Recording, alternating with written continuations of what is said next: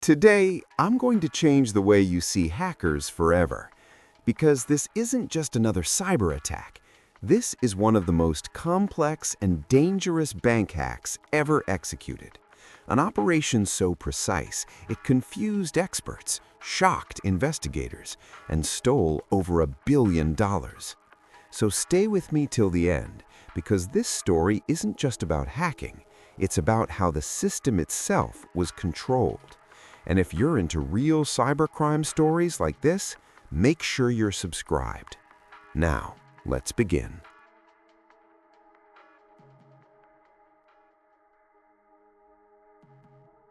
On September 13, 2017, at exactly 3 a.m., the IT manager of a Russian bank received a call that would change everything. His phone rang in the middle of the night.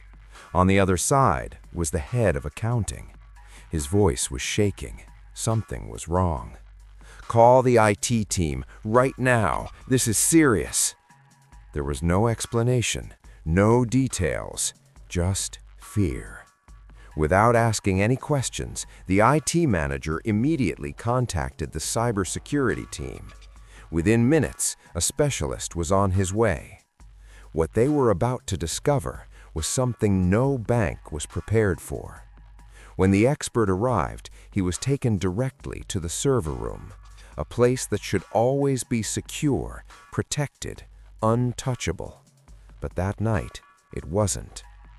They sat in front of the main system, the domain controller, the brain of the entire bank, the system that controls every computer, every employee, every transaction. And what they saw next was terrifying. Someone was already inside. Not just inside, in control. They watched in silence as the attacker navigated the system like he owned it.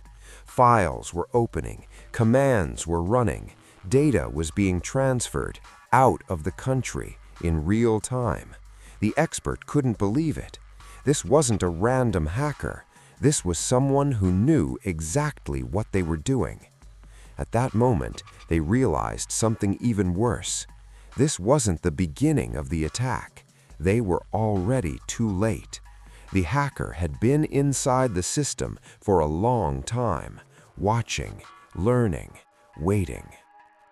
The experts started scanning the system, searching for anything, any trace of malicious software, something he could stop, something he could remove. But the deeper he looked, the more complicated it became.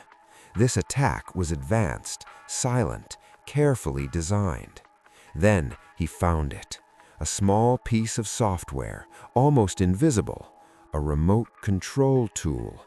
It allowed the attacker to see everything, control everything, even move the mouse. And that's when he had a disturbing thought. What if they're watching us right now? The room went silent. The idea sounded crazy, but at the same time, it felt real. So he decided to test it. He opened a blank document and typed a single word. "Hello." They waited. Nothing happened. Seconds passed, then minutes. Still nothing. And then the mouse moved on its own, slowly, deliberately, and a message appeared on the screen. "You will never catch us." The two men stared at the screen. This wasn't just an attack anymore. This was personal. The expert leaned forward and typed back, "We will catch you." A few seconds passed. Then the reply came, "No, you won't." At that moment, the situation changed completely. This wasn't just a hack. This was a game, a psychological war between attackers and defenders. And this was only the beginning. Because what they were dealing with was not just a single hacker, not even a small group. This was something much bigger, much more dangerous. They were facing one of the most advanced cybercriminal organizations ever created, a group known as Carbanak. Carbanak wasn't just a hacking group, it was an operation, a system, a machine. They worked like a real company, structured, organized, efficient. They had teams. Each team had a role. Each role had a purpose. One team focused on infiltration, finding vulnerabilities, breaking into systems. Another team focused on surveillance, watching employees, studying behavior, learning how the bank worked from the inside. And another team handled the money, moving it, hiding it, cleaning it. But what made them truly dangerous was their patience. Unlike typical hackers, they didn't rush. They didn't attack immediately. They waited, sometimes for months, even years. They would enter a system quietly and do nothing. Just watch, learn, understand everything.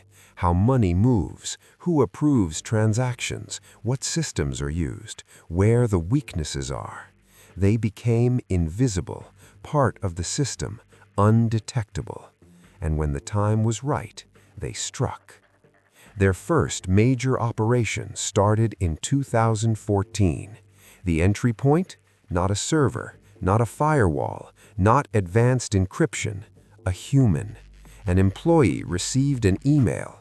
It looked normal, professional, from inside the company.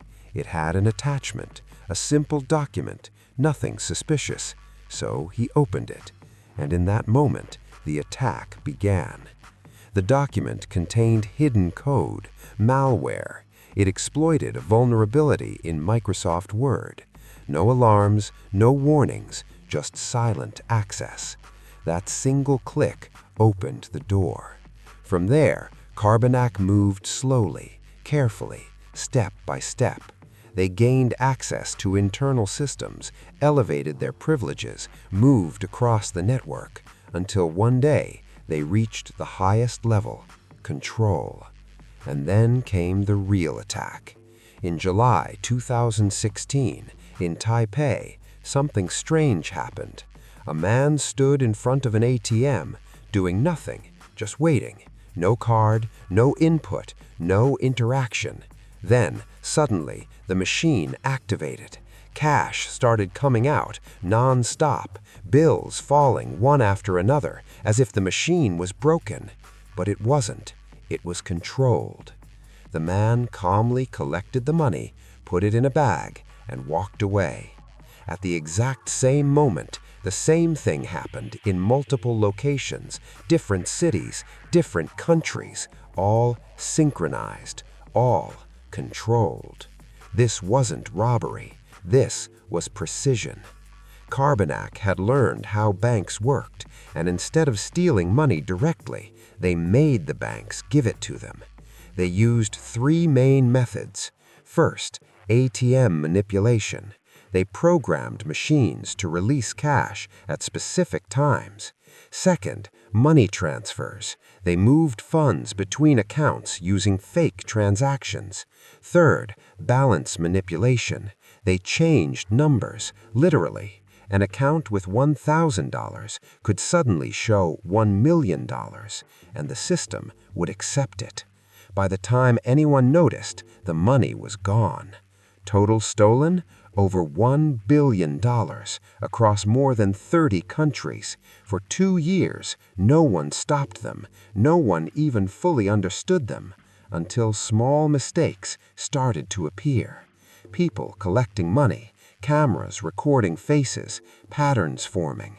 Authorities began to connect the dots, and slowly, the invisible network became visible. Arrests were made, money was recovered. But not all of it, because behind everything there was a mastermind, a man named Dennis, a highly skilled hacker living a luxurious life in Spain, expensive lifestyle, luxury properties, and thousands of Bitcoin. For years he stayed hidden, until one day police raided his home and made a shocking discovery. His computer was unlocked, no password, no protection, one small mistake after years of perfection, and that was the end, or at least part of it. Because even today, a large part of the money is still missing, and many members of the network were never found. Which raises one question: if they could do all this back then, what can hackers do today? And more importantly, are you safe? Before you leave, remember this: hackers don't always break in. Sometimes they're already inside. One click, one mistake, that's all it takes. So stay alert, stay smart. And if you want to understand how hackers really think, subscribe to this channel, because the next story might save you.